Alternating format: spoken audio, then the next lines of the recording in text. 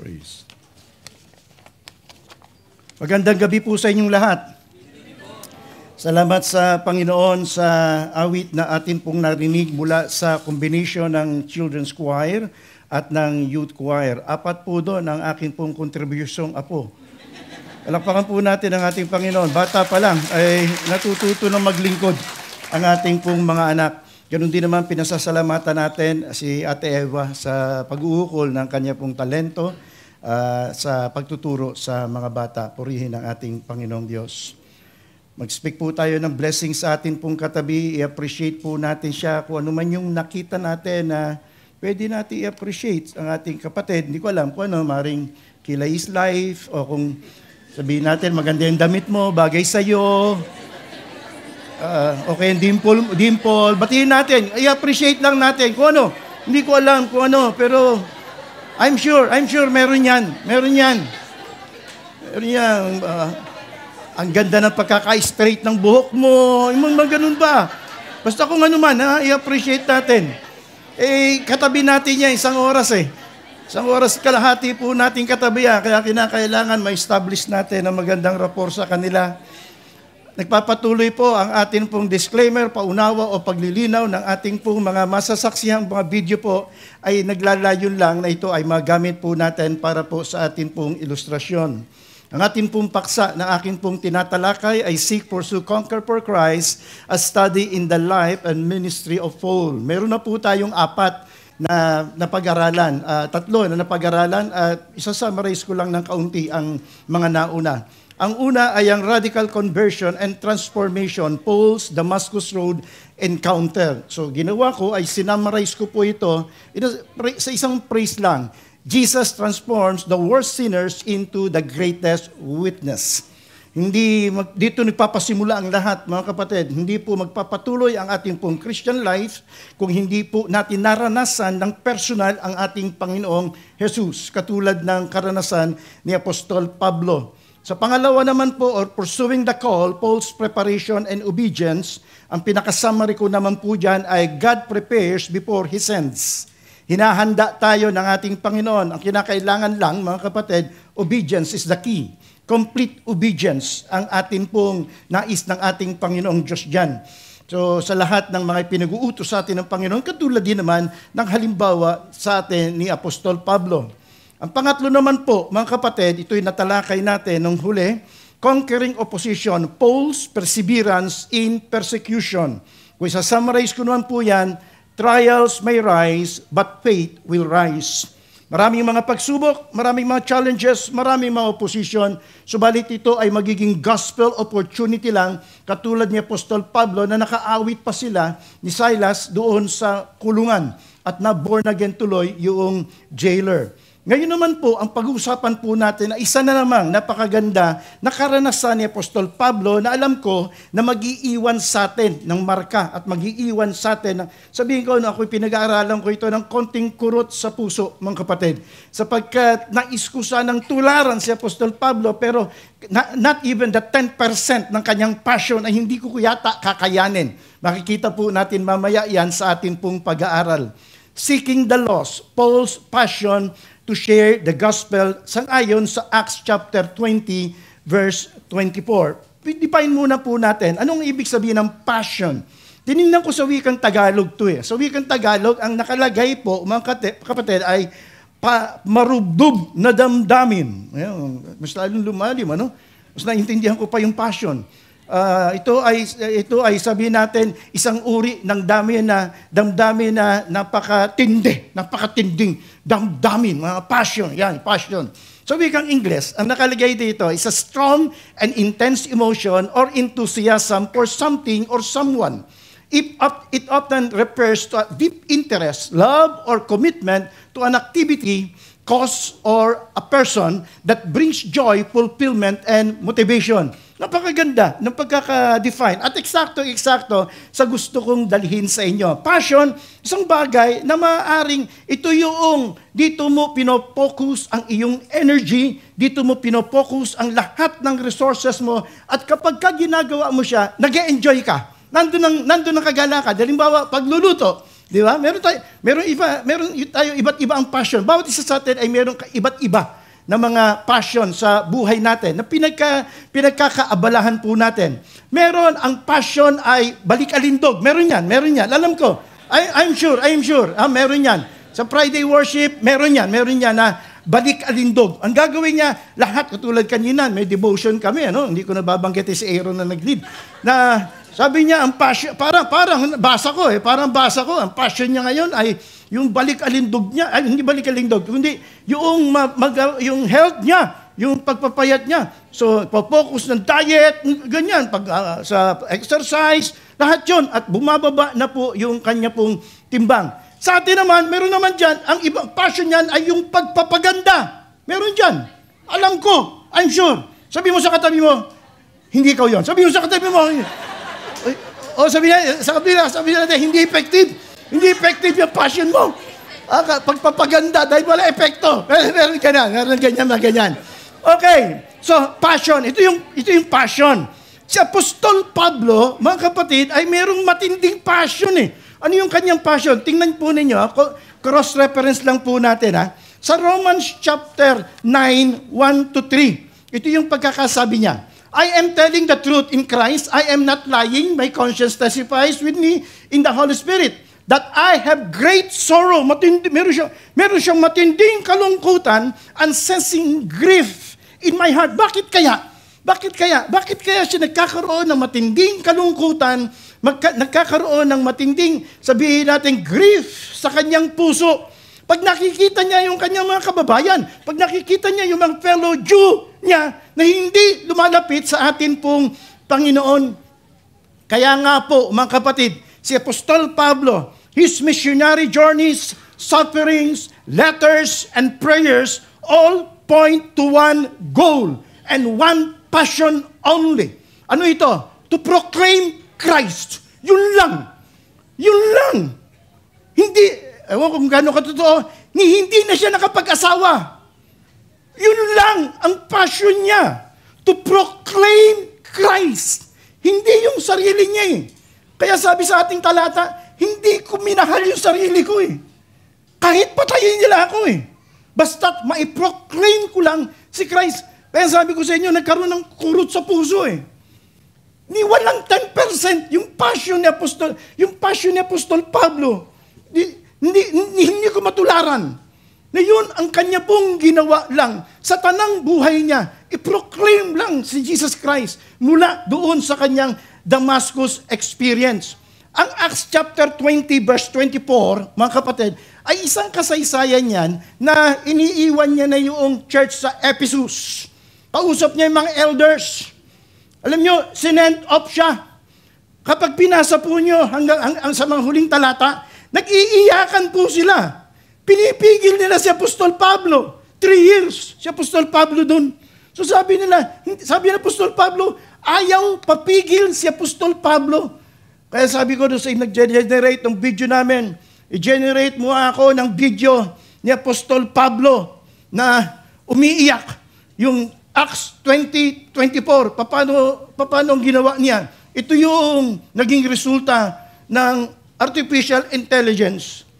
But I do not consider my life of any account as dear to myself, so that I may finish my course in the ministry which I received from the Lord Jesus, to testify solemnly of the gospel of the grace of God. Hindi ako nasiyahan.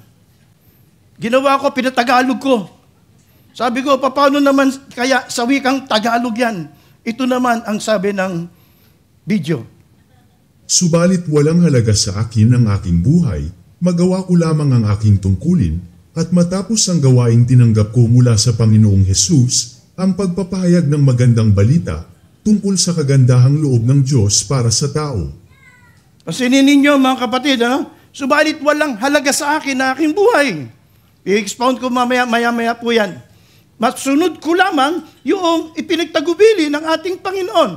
At ito ay ang maipahayag ang gospel of grace, ang ebanghelyo ng kagandahang loob ng ating Panginoon. Hindi lang si Apostol Pablo ang mayroong passion ng pagpapahayag ng Word of God. Sa salita ni Diyos, marami naman. Kinuha ko mga kapatid ay si Jesus Christ.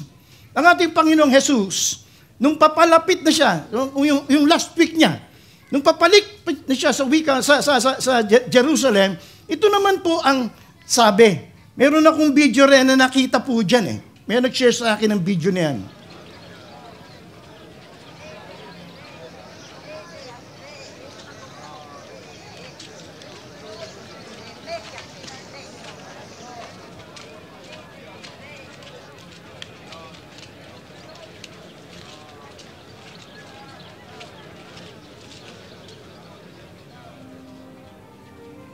If only on this your day you had known the path for peace, but you have failed to see it. The days will come when your enemies build ramparts to surround you and hem you in, pressing hard from every side. And within these walls they will destroy you, you and your children. And they will not leave one stone upon another in you, because you did not recognize the time of your visitation. Maganda naman ang pagkaka-interpret ng video. Pero meron lang akong konting problema. Dahil sa verse 41, ito yung nakasulat bago sabihin yung mga sumunod na talata. But as he came closer to Jerusalem and saw the city ahead, he began to weep. Nanangis siya. Ano dahilan? Bakit nanangis ang ating Panginoong Jesus? Nung makita niya yung Jerusalem. Kaya sabi ko sa nagge-generate ng ating video, uli, paiyakin mo nga ito. Ito yun naman yung lumabas. How I wish today that you, of all people, would understand the way to peace. But now it is too late, and peace is hidden from your eyes. Before long, your enemies will build ramparts against your walls and encircle you and close in on you from every side. They will crush you into the ground, and your children with you. Your enemies will not leave a single stone in place, because you did not recognize it when God visited you. Alam niyo mga kapatid, 2 beses lang umiyak si Jesus Christ. As recorded in the Bible. Hindi ibig sabihin talagang 2 beses lang umiyak. Pero as recorded, 2 lamang po. Yung isa ay kay Lazarus, at yung pangalawa ito. Nung makita niya, alam niyo kung ano nakikita ng ating Panginoong Yesus? Nakikita niya yung kanyang bayan. Para mga tupa na walang pasto nangangalat. Hindi nakikinig. Pag nakikita niya ang mga sinners, ganun din si Apostol Pablo, yun ang kanyang passion. Yun ang nagbibigay na matinding kalungkutan sa kanya. Sapagkat alam ni Apostol Pablo, alam ng ating Panginoong Hesukristo, na kapag hindi nila tinanggap ang mabuting balita ng kaligtasan, sila ay papalapit sa impyerno. Mga kapatid, kung titingnan po natin ang mga lost, ang mga nawawalang kaluluwa na hindi mo sila hahatulan, kung titingnan mo ang kanila pong eternity, maaaring magulang mo, hindi pa nakakakilala sa Diyos, sa ating Panginoon, maaaring kapatid mo, maaaring kamag-anak mo, maaaring mga kaibigan mo, kung titingnan mo sila katulad ng pagtingin ni Apostol Pablo at ng ating Panginoong Jesus, hindi ka mapapaiyak. Hindi ka malulungkot. Sapagkat alam mo ang kanilang future. Alam mo yung mangyayari po sa kanila. Kaya itong nais kong dalhin po sa inyo sa araw na ito, seeking the lost, Paul's passion to share the gospel. Ang passion po, ang atin pong pinakasusi ng ating pong pag-aaral, a passion for the lost is demonstrated by a surrendered life, unwavering purpose, an unshakable commitment to proclaim the gospel of God's grace regardless of the cost. Sa madaling salita, passion for the lost, the cost means nothing, the gospel means everything. Mag-aral po tayo. Ngayon lang po akong papasimula ng ating pong pag-aaral. Mag-aaral na po tayo. Ngayon lang po tayo magsisermon. Meron po tayong 3 na pag-uusapan. Paul's perspective on his life. Pangalawa, Paul's purpose to finish the race. And number 3, Paul's passion to proclaim the gospel. Tingnan po muna natin ang number 1. Paul's perspective on his life. Paano niya tinitingnan ang kanyang buhay? Sabi ng ating talata, malinaw, I do not count my life of any value nor as precious to myself. magtataka ka. Sapagkat sa lahat ng yata ng tao, mga kapatid, siya lang ang ganito. Sa atin, ano ang pinakamahalaga sa iyo? Siyempre, buhay mo. Pag may nasusunog, ano una mo ililigtas? Photo album? Asawa mo? O hindi, ha? Una mo ililigtas hindi, ano yun, di ba? Hindi, rule yun, di ba? Ligtas mo yung buhay mo pagkatapos, ligtas mo yung katabi mo. Yung ganun. Alam ko yun, yung pag may bumabagsak na ganun sa di ba? Ikaw muna. So sarili mo muna. Sa Apostol Pablo, iba eh. I do not count my life of any value. Parang walang halaga na sa akin ang buhay. Parang hindi ko na pinapahalaga ng buhay ko. Kaya sira-sira, kung ano na mangyari.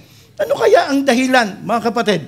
Alam nyo, minsan, sa Acts chapter 21, noong isa-send si Apostol Pablo sa Jerusalem, ito yung maganda eh. Ito, anihin ko lang ito. Daanan lang natin ang kaunti.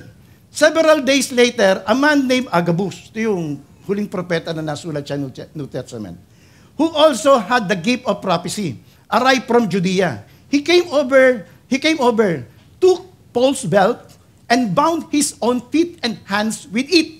Then he said, the Holy Spirit declares, so shall the owner of this belt be bound by the Jewish leaders in Jerusalem and turned over to the Gentiles.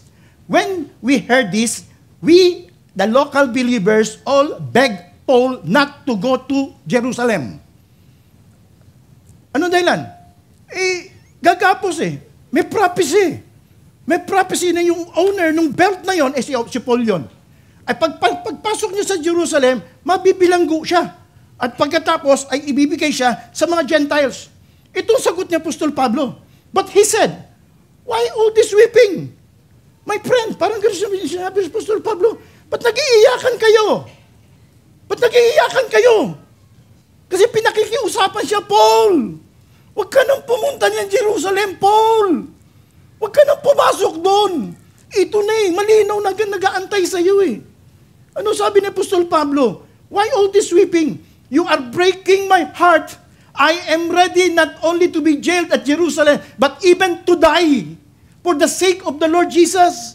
When it was clear that he couldn't persuade him, he gave up and said, the Lord's will be done. Wala na sila magagawa eh. Hindi kayang pigilin si Apostol Pablo. Kaya niyo yun. Pag pupunta ka sa isang lugar, palagay ko naman, nung nangyari sa atin, pag may pupunta ka sa isang lugar, may COVID dyan, hindi ka pupunta eh, pag may COVID. Pag pupunta ka sa isang lugar, nandyan yung manghihiram ng pera sa'yo, hindi ka pupunta eh. Di ba? Hindi ka pupunta eh. Pero si Apostol Pablo eh, malinaw ho si Apostol Pablo. Si Apostol Pablo ay, kahit ano mangyari, hindi ko minahal ang sarili kong buhay. Kahit na ako mabilanggo, walang problema sa akin. Kundi, may pangaral ko lamang ang salita ng ating Panginoong Diyos.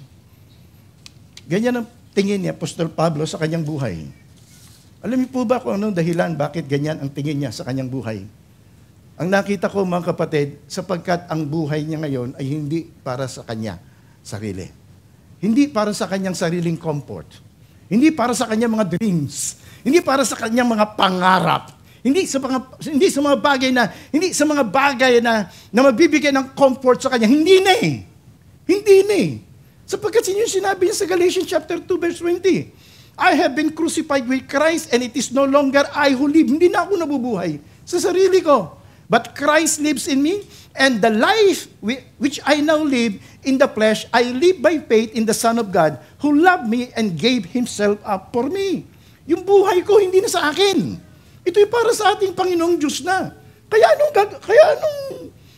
Kahit ako'y mamatay, wala akong problema.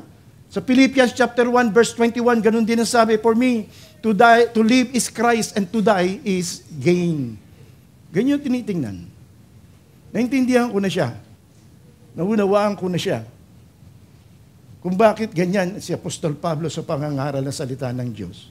Na even yung kanyang buhay, even yung kanyang gagawing sabihin na hindi mahalaga para sa kanya. May pangaral niya lamang ang salita ng ating pong Panginoon. Noong nakaraang linggo ay sumama ako sa Umalquain. Isang bagay na kinatutuwa ko mga kapatid sa FCC, sa mga tent makers ng FCC. Ang tindi ng biyahe nila. Biyahe pa lang. Ako hindi kasi sanay sa malayo ang biyahe. Yan ang isang bagay na iniiwasan ko. Linggo-linggo, 2 oras at kalahating biyahe, papunta pa lang doon. Pagkatapos magaganap ng mga gawain. Ewan ko. Minsan may mga bagay na ginagawa ang isang tao na hindi mo maintindihan, hindi mo maunawaan. Sapagkat hindi yun ang passion mo. Sila, ibang klase po. Ibang klase. At yun yung ipinapasalamat ko sa ating Panginoong Diyos. Yung mga tent makers natin na handang ipangaral ang salita ng ating pong Panginoon. Ang application po natin through evangelism begins with surrender, a life not lived for self. Hindi para sa sarili, kung hindi nabubuhay para sa ating Panginoon Jesucristo. Tingnan po natin ang pangalawa. Paul's purpose. Ano naman ang purpose ni Apostol Pablo? To finish the race. Verse 24b. If only I may finish my course and the ministry that I received from the Lord Jesus. Ang gusto niya, matapos. Meron kasi mga passion, mga kapatid, na alam niyo yung nagdudwindle, nung una, yun ang passion mo, magpaganda. Yun, hindi naman effective. Yung parang susurrender ka na. Tama, di ba? Tama, ganon. Meron ganon eh. Meron ganon mga passion. Ako, tulad nun.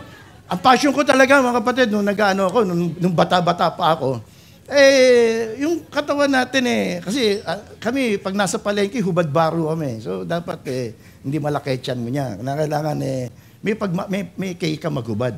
Yun ang passion ko mag-exercise. 100 push-ups sa loob ng isang araw. 50 sa umaga, 50 sa gabi. Pagkatapos, exercise, ano dyan, mga bakal-bakal dyan.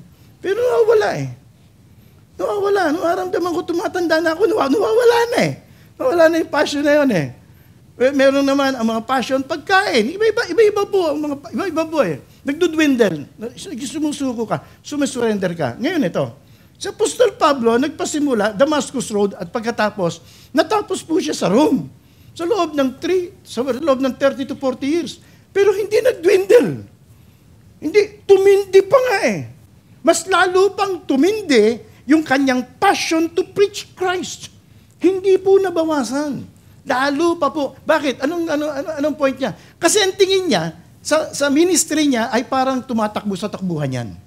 Hindi yung basta makatakbo ka. Ang goal mo to finish the race. Yun ang goal niya.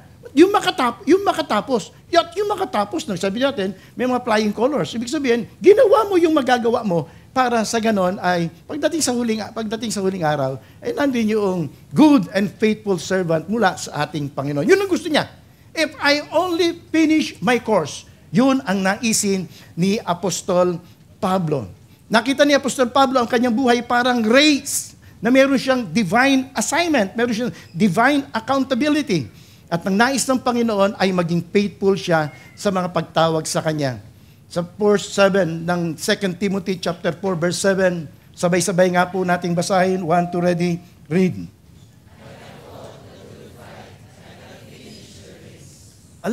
Yung bang sa huling sandali ng kanyang buhay, ito yung nagpapaalam na siya nito Yung wala siyang regret. Yung lahat ng pinagagawa sa kanya, Lord, nagawa niya. Lahat ng pinapupuntahan sa kanya ni Lord, nagawa niya. Lahat ng pinangangaralan sa kanya, Gentiles, Greek, Romans, lahat ay napangaralan niya. Ganon si Apostol Pablo. Yung proud siya na nagawa niya yung pinagagawa sa kanya ng ating Panginoon. Sa 1 Corinthians chapter 9, 24 to 27, parang athlete siya. I discipline my body. Ano ginagawa niya sa sarili niya? I discipline my body like an athlete, training it to do what it should. So yun ang passion. Ginagawa niya. Yung pwede niyang gawin para sa ganon ay mas lalo niyang magampanan ang pinagagawa sa kanya ng atin pong Panginoong Diyos. Ito ang passion ni Apostol Pablo. To finish the race. Ang bawat isa po sa atin ay may kani-kaniyang takbuhin.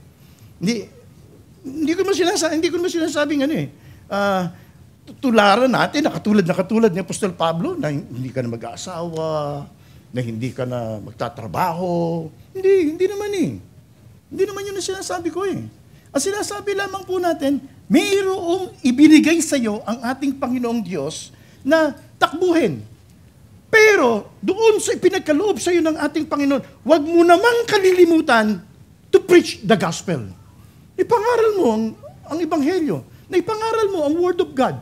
Naipangaral mo ni Jesus ang tagapagligtas. Kung tinawag ka ng Panginoong Diyos bilang accountant, kung tinawag ka bilang engineer, kung tinawag ka bilang trabahador, good. Kung meron kang asawa, kung meron kang pamilya, walang problema.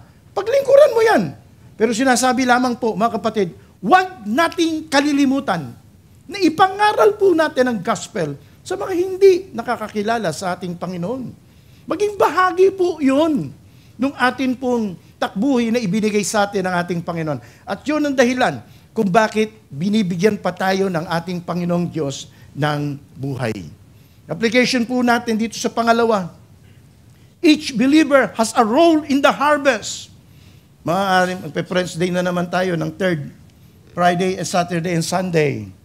Kung hindi kayo ang preacher, hindi naman kayo magiging preacher. Merong kami ang magsasalita, kami ang magpipreach. Kayo naman, ang bahagi nyo ay mag-invite. Ano gusto niya palit? Kami mag-i-invite, kayo magpipreach. Pwede makipagpalit ako. So, yun ang part mo. Di mag-invite ka. Na mga hindi nakakakilala kay Lord. Mag-invite tayo ng mga non-Christians para makarinig ang salita ng Panginoon. Meron naman, pinag-aaralan namin ang Kairos. Meron naman, ang tawag namin doon, mga sender. Hindi sila mga preacher. Mga sender, ibig sabihin noon ay nagbibigay naman sa mga gawain, nagbibigay naman sa mga misyon para lumaganap ang salita ng ating pong Panginoon. By the way nga po pala, segue lang, buti naalala ko. Ang church po natin sa FCC Manila, ang community doon ay nasunog 200 bahay. Yung binalita sa Channel 2 nung isang araw, sa Sampaloc. Naapektuhan po sa mga kapatiran, 7 bahay na mga kapatiran, sunog, walang natira kahit ano. Ang nailigtas lang nila, buhay nila. Buhay lang din po nila. Kaya po, this coming Friday, sa susunod pong linggo, magkakaroon po tayo ng special offering. Tumugo na ang DCRM. Meron tayong DCRM. Tumugo na initially, nagpadala po tayo ng tulong doon. Pero nais kong bigyan kayo ng pagkakataon para mag-extend. Yun ang ginagawa po natin palagi, mag-extend ng tulong. Kaya magkakaroon po tayo ng special offering para sa mga community. Hindi lang sa mga kapatiran na, para sa mga community, para magkaroon ng impact yung church po natin doon sa may Sampaloc.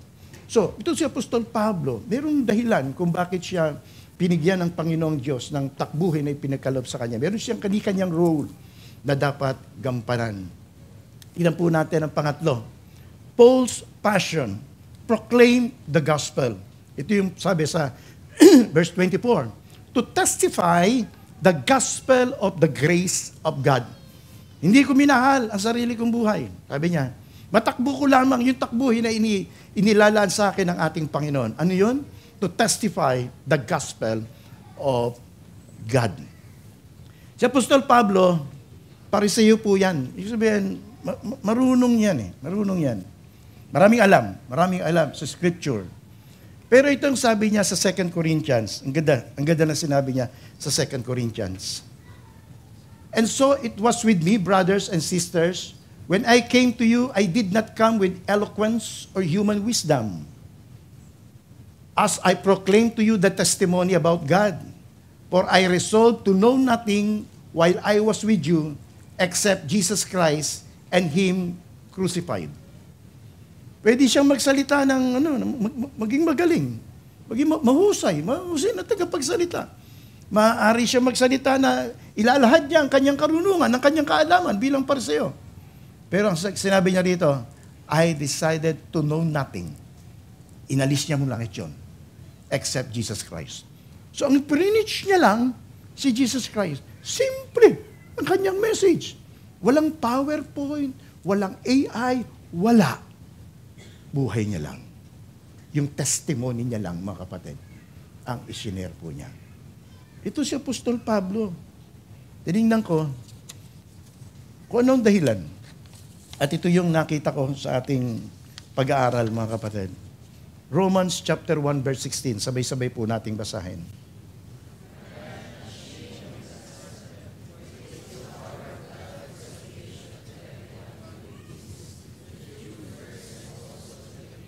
Ano ang dahilan? Bakit yun lang ang mensahe ni Apostol Pablo? Si Jesus Christ lang ang nais niya ipangaral. Wala na pong iba. Romans chapter 1 verse 16. Pinakikita lang na merong dahilan po yan. Number 1, the importance of the gospel. Yun lang ang power ni Lord to save. Wala na. Yun lang ang power ng ating Panginoon to save. Maaring ang iba ay naniniwala, religion, naniniwala na sila ay maliligtas sa iba't ibang paraan. Pero si Apostol Pablo, hindi. Kapag ka alam mo na isa lang ang cure sa isang sakit, yun lang ang sasabihin mo. Diba? Yun lang ang sasabihin mo doon sa mga tao.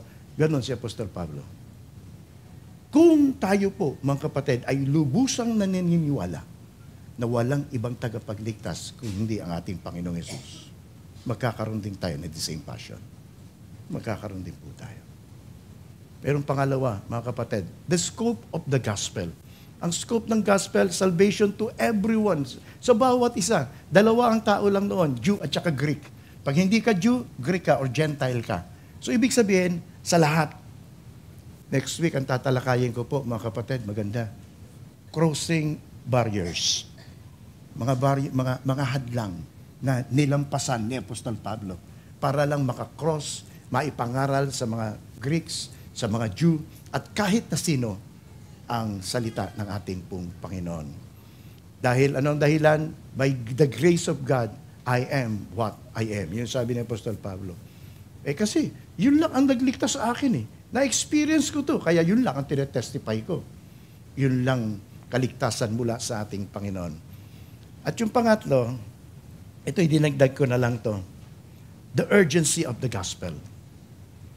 Si Apostol Pablo, kapag ka nagpipreach, parang huling araw niya na lagi. Alam niyo yung pagka mangangaral ka na, yung huling araw mo na, halimbawa sabi ng doktor, meron ka na lamang 24 hours to live. Ano gagawin mo? Ganon si Apostol Pablo. Palaging huling araw na lang. Kaya ang gagawin niya, mga kapatid, nag-aapura. Para laging urgent. Parang laging hindi makapag-aantay. Totoo naman, mga kapatid. The urgency of the message. Sapagkat hindi mo alam kung kailan ka mamamatay, hindi mo rin alam kung kailan mamamatay yung tao. Napakarami na po mga nagsabi sa akin, Pastor, kung alam ko lang na mamamatay siya ngayon, sana nabahaginan ko na ng salita ng Panginoon. Antayin mo pa yun? Hindi mo naman talaga malalaman kung kailan mawawala ang isang tao. So nandun yung urgency. At sabi po ng Biblia, hindi darating ang pangalawang pagparito ng ating Panginoon kung hindi ang last sign ay preaching the gospel. Ngayong sa Middle East, isang dahilan kung bakit tinanggap ko yung destino rito sa Middle East, sapagkat alam ko na ang huling kilos ng Panginoong Diyos dito sa Middle East, yung mga signs, dito po mangyayari. Kaya yung mga nangyari nitong huling 2 linggo, kiniklaim ng iba na bahagi ng mga signs. Pero ako, hindi yun ang signs na inaantay ko. Ang sign na inaantay ko, Matthew chapter 24, verse 14. Ito yung gusto ko mangyari, mga kapatid. Hindi ko naman mapipigil yung mga digmaan . Hindi ko naman mapipigil yung mga dilubyo. Hindi naman ako kontrolado dyan . Pero ito, kontrolado ko to. Meron akong pwedeng magawa. Doon pwede ako meron magawa. Mag-panic buying. Hanggang panic lang naman ako. Buying, wala. Hindi mo kaya. Hindi mo kontrolado yun. Yung mga bagay na yun, lindol, bagyo. Hindi mo yan. Pero ito, mga kapatid, ito yung huling sign na ipangaral na salita ng Panginoon. So, urgency of the gospel. Yun si Apostol Pablo. Si Apostol Pablo, hindi niya alam kung kailan siya kukunin ni Lord, kung kailan matatapos yung race niya. Hindi niya alam kung kailan mawawala yung mga tao. Ang alam niya lang, mga kapatid, gusto niya, pag nagkaroon siya ng pagkakataon, gumagawa siya ng mga pagkakataon na ipangaral ang salita ng ating pong Panginoon, ang gospel. Application po ng ating po pangatlo, The world is lost and dying. Sana yun ang makita natin, katulad ng nakikita ni Paul at ni Jesus Christ. Do you still believe the gospel is the power of God? Paul's heart for the lost came from knowing the grace that saved him. Conclusion po natin, ang Acts chapter 20 verse 24 ay personal mission statement ni Apostol Pablo. His life nakasurrender kay Lord. His mission, clear. Tapusin ang takbuhin na ibinigay sa kanya ni Lord. His message, clear. The gospel of grace. The harvest is plentiful, but the laborers are few. Therefore, pray earnestly to the Lord of the harvest to send out laborers in His harvest. Baka isa na rito, mga kapatid, ay answered prayer na. Baka yung katabi mo na yan. Isa sa laborer na ipinadadala ng ating Panginoon. Ang challenge po natin, will you go beyond your comfort zone to seek the lost? Will you live for the gospel urgency? Live today as if someone's eternity depends on it, because it's just might. Let the gospel move you. Let grace compel you. Let love send you. Passion for the lost. The cause means nothing, but the gospel means everything. God bless us all.